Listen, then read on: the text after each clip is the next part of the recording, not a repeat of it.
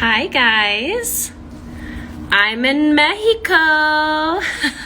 Been in Mexico for now almost 2 weeks, kind of crazy, in San Miguel de Allende. I wanted to talk today about some of the doubts and the limiting beliefs that I had when I decided to quit my job and travel.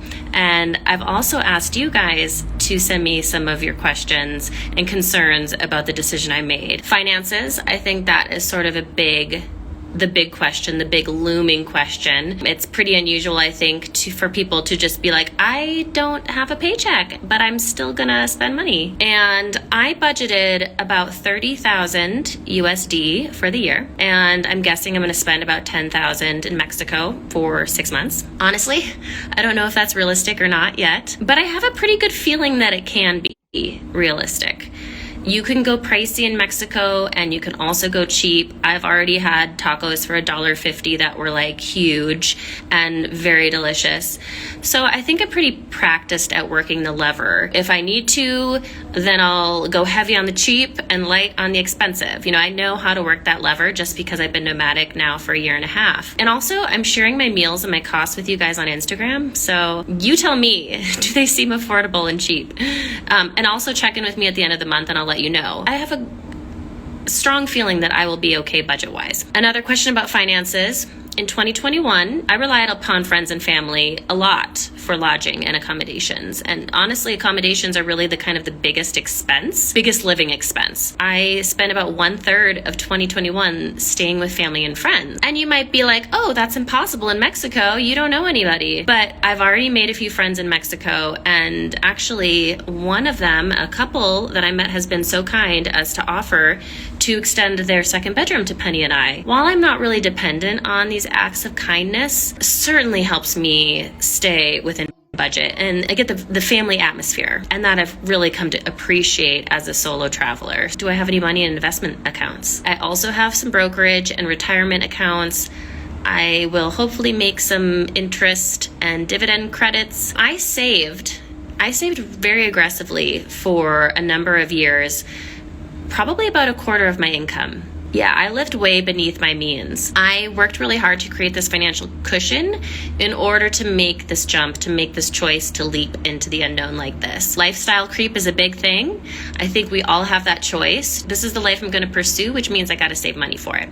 If it's something that you want to pursue, that's part of it. You know, nothing comes for free. Career, that was also a big concern, a big limiting belief that I had, and also kind of matches some of the questions you guys shared with me. Being out of the workforce for a little while, it could make it hard for me to get a similar role again. I think all good jobs do take a while to get. I'm not too worried though. One, because I think employers really do value international travel.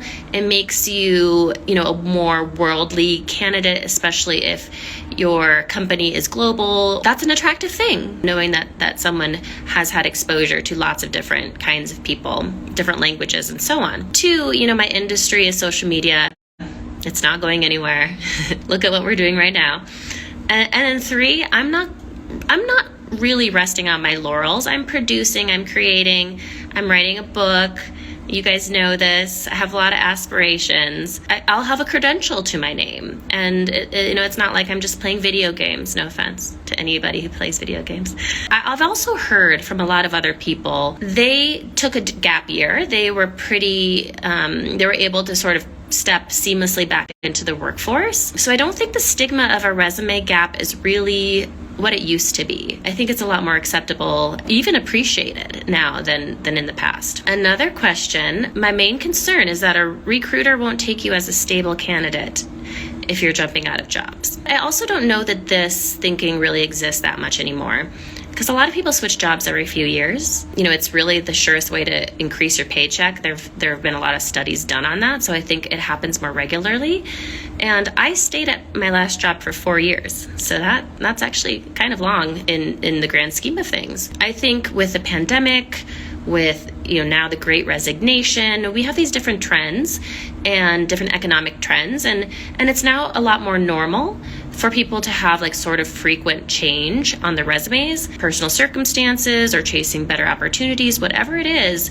I think recruiters recognize that these days. And the future, this is a big thing, right? There's a lot of worry that I've thought about it myself, that if I focus on the now, then am I stealing from my future? And I got a question like that from you guys. Isn't a mini retirement just stealing time from a future/permanent retirement? I've got a couple points to make. So one, like, no future is guaranteed. It's a little bit morbid, but there's illness, there's death, any number of external circumstances regarding the future of the world. You got to ask yourself questions like, and I asked myself this a couple years ago, should I go to Alaska now on a budget? Or should I go in 40 years on a luxury cruise when all the glaciers are melted and the wildlife is going extinct? A little dramatic maybe, but you get the idea. If we think about the future, then you're giving up the opportunity cost of now. And I think there's a balance that we need to make. There really is a balance. So I don't think, robbing my future to pay my present. I have those retirement accounts that I mentioned. They are not being touched. They will continue to compound. They'll be very healthy by the time I turn 65, and that's a long ways away. But also, 65 is not guaranteed. And then when do you quit?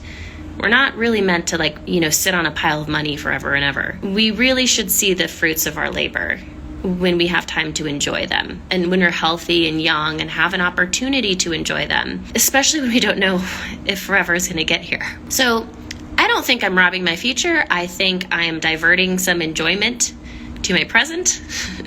And it's a couple years in the grand scheme of things. It'll be life-changing, but it's not a lifetime, if that makes sense. So I'm doing this now because like I said, I sacrificed and I worked hard and saved a lot of money for several years. And that was a priority for me. Just wanted to say, it's all about priorities and it's all about choices. And you are in charge of your own life and your priorities and your choices. So I definitely encourage you to make them and to think them through, and then to start taking those baby steps towards achieving your priorities and your passions. This was a hard choice, but I think now that I've removed the obstacles and the baggage and the responsibilities that were in my life before, I honestly think the horizon, there's so many more opportunities on the horizon that will land in my lap. I firmly believe that. That is an abundance mindset. That is abundance thinking, manifesting or something. But I think there are so many opportunities out there just waiting to be had. And I'm just thrilled. I'm thrilled to have a blank slate, and happy to be here in Mexico. Anyway, I just wanted to see if there's any questions that I can answer. Do I miss my country? No. I don't know if that's funny. No, I don't really miss the USA. One, because the internet has made things so connected. I could talk to my friends still. I can see all what my friends are doing. I can read the depressing news in the US. And honestly, there's a lot of Americans down here. So I still get kind of my dose of American, socialization. I also think there's a lot of benefits to Mexico. The things that when I get back to the US, I'll be like, ugh, I have to deal with this again. Blech. So actually, I should make a list of that. So one question, what do you enjoy most about your adventure? Most? I don't know. I think everything. It's just experiencing new things, meeting new people, encountering some challenges that I have to work through and then I get to learn from. I think that's all, really cool. It's getting out of my bubble. It's getting out of my comfort zone and allowing me to experience something new and refreshing and cultural. The food is awesome. And the people are kind and it's beautiful. I'm loving my new adventure. Oh, is the language barrier a challenge? No. It can be. I think Google Translate is a miracle worker. I think it would be difficult if someone had zero Spanish at all, no numbers, no colors, no basic Spanish. I think basic Spanish is essential. You have to be able to communicate, find some common ground somehow, pumping gas and checking out and all of those things. But also, technology helps. There's other people around that can help. There's always somebody somewhere in a pinch who could probably speak English. And I'm sure it differs by where you are in Mexico. But so far I've had really no urgent issues with the language. All right, guys, thanks for joining. I will check